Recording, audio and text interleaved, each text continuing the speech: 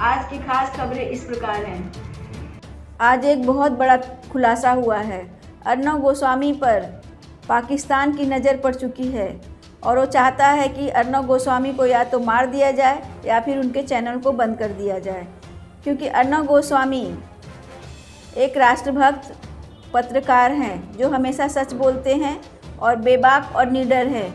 अर्नव गोस्वामी चाहते हैं कि हमेशा सच सामने आए और निष्पक्ष पत्रकारिता करते हैं, जिसकी वजह से कुछ मीडिया चैनल्स उनके दुश्मन बने हुए हैं क्योंकि उनकी टीआरपी गिरते जा रही है। अर्नव गोस्वामी से दुश्मनी करते करते ये कुछ मीडिया पत्रकार जो हैं, देश के जो चैनल्स हैं, अर्नव गोस्वामी से दुश्मनी करते करते वो देशद्रोही बन चुके हैं। वो लोग विदेशी एजेंसियों के साथ मिलकर षड्यंत्र कर रहे हैं कि किसी तरह से अर्नव को रास्ते से हटा दिया जाए और उसका मुंह बंद कर दिया जाए।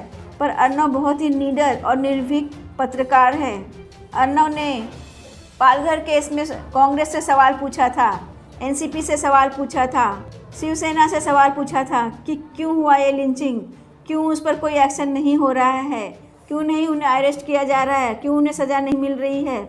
इससे शिवसेना, कांग्रेस और एनसीपी अर्नव के दुश्मन बन चुके। मुंबई पुलिस से सवाल करते हैं अर्नव गोस्वामी कि सुशांत केस में क्यों जांच नहीं हो रही है। 14 जून को सुशांत सिंह राजपूत की हत्या या आत्महत्या हो गई।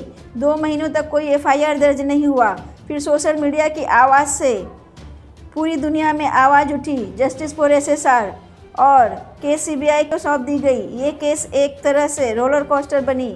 सीबीआई की जांच पर ऐसा लगा कि अब न्याय मिलकर रहेगा, पर कोई एक्शन रिएक्शन सीबीआई की ओर से नहीं आई और इस मुद्दे को अर्नव गोस्वामी ने पूरे जोर शोर से अपने चैनल आर भारत पर दिखाया।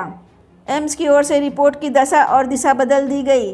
अर्नव गोस्वामी और अर्नव गोस्वामी की टीम ने इस दिशा में भी काम किया और एक पत्रकार ने अर्नव गोस्वामी की तरफ से एम्स के डॉक्टर सुधीर गुप्ता से बातचीत की थी।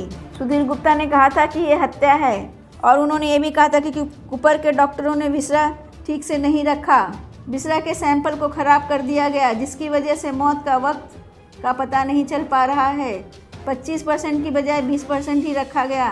सुशांत केस में सीबीआई एक बार भी सामने नहीं आई है। एक बार भी नहीं बताया गया कि सीबीआई ने 302 या फिर 299 के तहत अभी तक कोई एफआईआर अनजान लोगों के बारे में नहीं किया। तलवार केस में रोज़ अपडेट्स करती थी सीबीआई। सुशांत केस में सीबीआई की तरफ से कोई भी बात अभी तक सामने नहीं आ रही। कल्पेबल होमिसाइड का केस भी अभी तक दर्ज नहीं हुआ है। हाथरस केस में जिस तरह से षड्यंत्र सामने आए, नकली भाभी बनी नक्सली। एक्टिविस्ट कहती है कि हम नकली भाभी हैं तो गांधी भाई बहन कौन से असली गांधी हैं। अर्नव गोस्वामी ने हाथरस केस में भी स्टिंग ऑपरेशन करके सच सामने लाया। हाथरस केस को लेकर योगी आदित्यनाथ भी जानते हैं कि अगर अर्नव गोस्वामी स्टिंग ऑपरेशन नहीं करते, उत्तर प्रदेश में किस तरह से दंगा पीएफआई के साथ मिलकर प्रदेश को जलाने की साजिश थी, उसमें कांग्रेस के एक बड़े नेता का नाम आया। ये सिर्फ आर रिपब्लिक ने ही खबर किया था। बॉलीवुड के जो बड़े लोग हैं वो भी कांग्रेस के साथ हैं। ड्रग्स माफिया का नाम रोज़ दिखा रहे हैं कि ये लोग किस तरह से षड्यंत्र करेंगे। ये लोग इस कदर नीचे गिरेंगे कि पाकिस्तान के एसएसजी से मिलकर अर्नव को मरवाने के लिए या फिर चैनल को बंद करवाने के लिए। इसलिए सेंटर से रिक्वेस्ट है, जैसे कंगना रनावत को वाई सिक्योरिटी दी थी क्योंकि कंगना रनावत को महाराष्ट्र के सरकार से खतरा हो गया था, बीएमसी ने उनका घर तोड़ दिया था, उसी तरह अर्नव गोस्वामी को भी सिक्योरिटी दे। अर्नव गोस्वामी स्टिंग ऑपरेशन कांग्रेसी नेता का किया था। अगर नहीं करता तो आज भीम आर्मी, नक्सली, कांग्रेसी मिलकर दंगा करवाने के षड्यंत्र में पास हो जाते। एसएसजी का अधिकारी पुलिस के अधिकारी और वरिष्ठ पत्रकार से मिला हुआ है। अगर महाराष्ट्र सरकार का कोई नेता इसमें मिला हुआ है तो राष्ट्रपति शासन लगानी है। जो भी बड़ा चैनल है, देशद्रोही चैनल है, उसे बंद करनी चाहिए। महाराष्ट्र के नेताओं की भाषा भी विदेशी एजेंसियों की तरह ही हो रही है, तो इसका उनको भी बर्दाश्त करना चाहिए। मोदी जी, रिपब्लिक एक राष्ट्रभक्त चैनल है, इनकी सिक्योरिटी भी ज़रूरी है। देश में बैठे गद्दार पुलिस अधिकारी और गद्दार मीडिया जो आपस की जलसी से देशद्रोह कर रहे हैं। अर्नव गोस्वामी ने अपने प्रोग्राम में ड्रग माफिया का नाम लिया, जिसका नाम ए से है, कोई बॉलीवुड स्टार है वो, एक कोई बड़ा कलाकार जिसका नाम डी से है, और इस तरह के नाम और खुलासों का हिंट दिया तो इससे पूरी बॉलीवुड में खलबली मच गई। और ये तभी तय हो गया था कि ये इतने बड़े लोग हैं कि जिनका खुलासा अभी तक किसी से नहीं हो पाया, और इनके खिलाफ बोलने की हिम्मत किसी ने नहीं किया। जो आर भारत और अर्णव गोस्वामी जो इनके बारे में बोल रहे हैं, वे लोग आसानी से छोड़ने वाले नहीं हैं।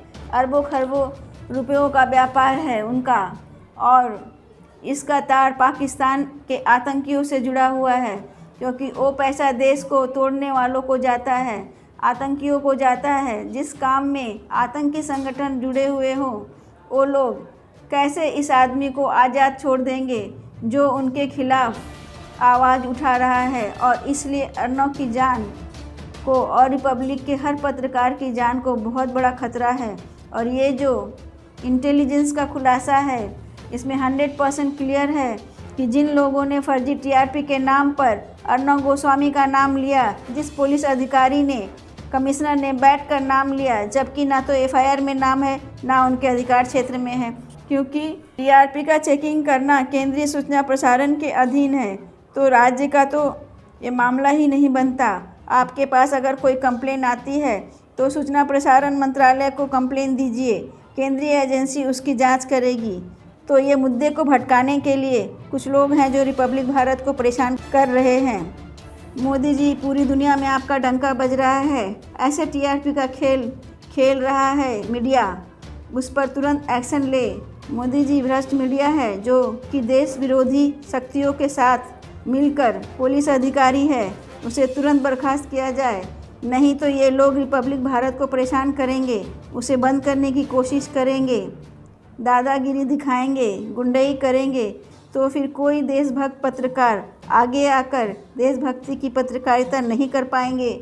मोदी जी, आप जब सफाई कर रहे हो तो ये चापलूस चाटुकार लोगों का अंत होना ज़रूरी है, बॉलीवुड का सफाया भी होना ज़रूरी है, और देश में फैले अनाकी का भी अंत होना ज़रूरी है।